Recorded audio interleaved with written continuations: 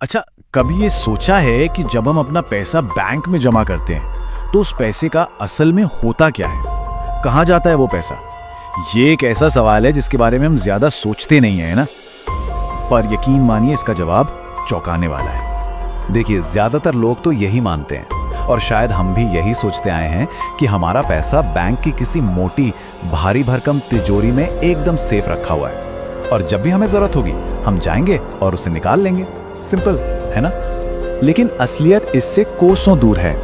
सच तो ये है कि वो पैसा एक जगह पर टिकता ही नहीं है, वो तो लगातार घूम रहा है, किसी को लोन के तौर पर दिया जा रहा है और उस पैसे से और पैसा बनाया जा रहा है। तो सवाल ये उठता है कि बैंक असल में काम करते कैसे हैं? चलिए इस पूरे सिस्टम की मशीनरी को थोड़ा करीब से समझते हैं, देखते हैं कि अंदर खाने चल क्या रहा है।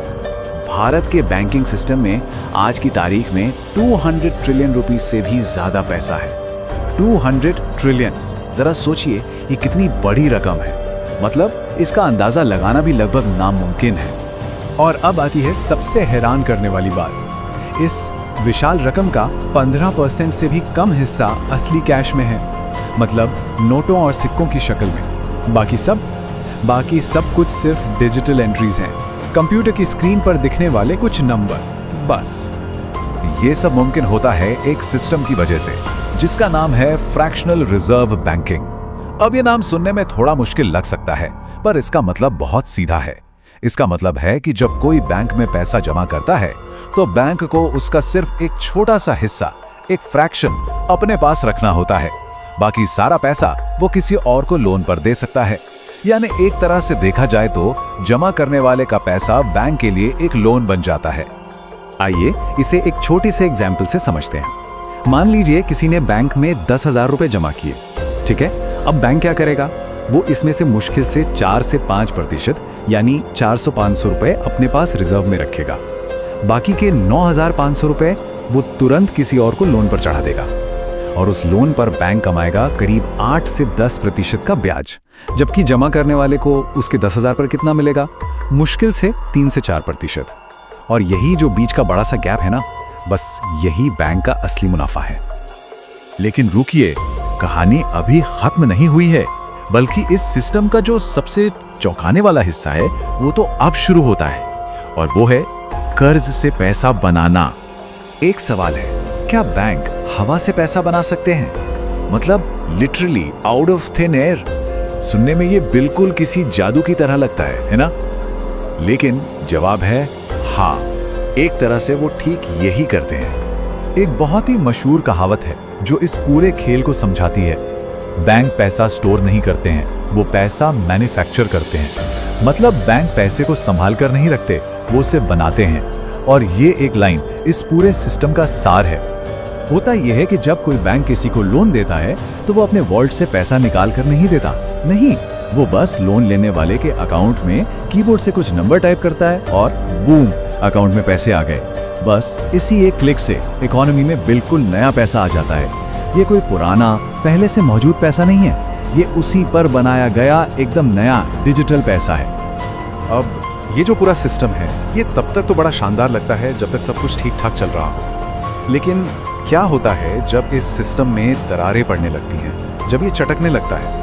जरा इस पर एक नजर डालते हैं कि लोगों का जमा किया हुआ पैसा आखिर जाता कहां है। देखिए, लगभग आधा पैसा तो होम लोन्स में लगा है। ये वो लोन हैं जो 20, 25, 30 साल तक चलते हैं। बाकी का पैसा बिजनेस लोन, पर्सनल लोन और खेतीबाड़ी वगैरह में लगा हुआ है। तो यहां समझने वाली सबसे जरूरी बात यह है कि दिया गया हर एक लोन एक रिस्क है।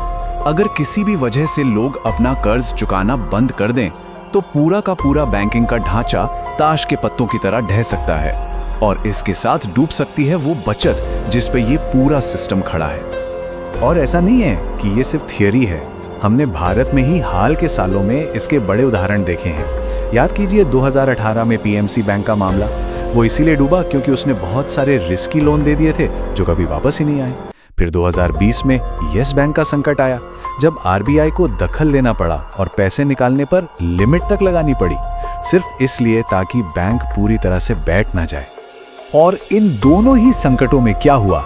जिन लोगों का पैसा जमा था उन्हें अपना ही पैसा निकालने में पसीने आ गए। क्यों? क्योंकि वो पैसा असल में बैंक में था ही नहीं। वो तो किसी तिजोरी में बंद नहीं था, वो तो लोन बनकर मार्केट में घूम रहा था। तो चलिए अब इस पूरी बातचीत को समेटते हैं और बैंक के असली मकसद को समझने की कोशिश करते हैं। आखिर उनका कोर मोटिव क्या है? यहाँ पर बैंक और पैसा जमा करने वाले के बीच एक सीधा सीधा हितों का टकराव है, एक कॉन्फ्लिक्ट ऑफ इंटरेस्ट। देखिए, बैंक का पहला और सबसे बड़ा मकसद है मुनाफा कमाना, ज्यादा से ज्यादा मुनाफा। वहीं एक आम इंसान का मकसद क्या होता है? अपनी मेहनत की कमाई को सुरक्षित रखना और शायद उस पर थोड़ा बहुत ब्याज कमा लेना। दोनों के लक्ष्य बिल्कुल अलग हैं। तो इस पूरी चर्चा से हमें क्या समझ लेना चाहिए? पहली बात, बैंक हमारी इकोनॉमी के लिए बहुत जरूरी है, वो कोई विलन नहीं है, लेकिन ये समझना भी जरूरी है कि उनका असली काम पैसे की रखवाली करना नहीं बल्कि मुनाफा कमाना है। ये पूरा का पूरा सिस्टम सिर्फ एक चीज पे टिका है, भरोसा। और इस भरोसे को और लोन की वापसी को बनाए रखना जरूरी है। और आखिर में इस पूरे सिस्टम को चलाने वाला जो ईंधन है, जो फ्यूल है, वो हम सबकी बचत ही है।